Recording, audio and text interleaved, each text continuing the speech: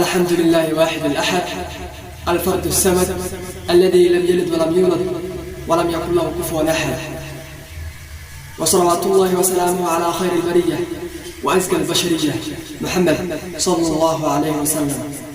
أما بعد، walaalaha muslimiinta ee dhammaan daafaca calanka meel kastay ku kala nool yihiin, waxaan leeyahay ciid mubaarak, ciidukum saciid, ciidukum mubaarak, taqabbal allahu minna wa minkum salih al-a'mal. ونسأل الله أن لا يجعلنا رمضانيين وأن يجعلنا ربانيين.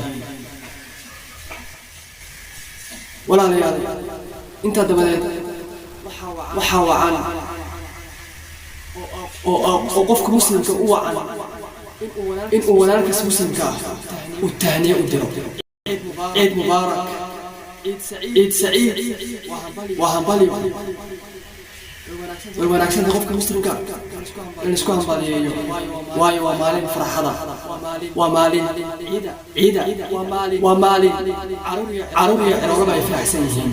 لا عيدسو الكاغاسي فرحد له لا نسودا ما شد أسحاب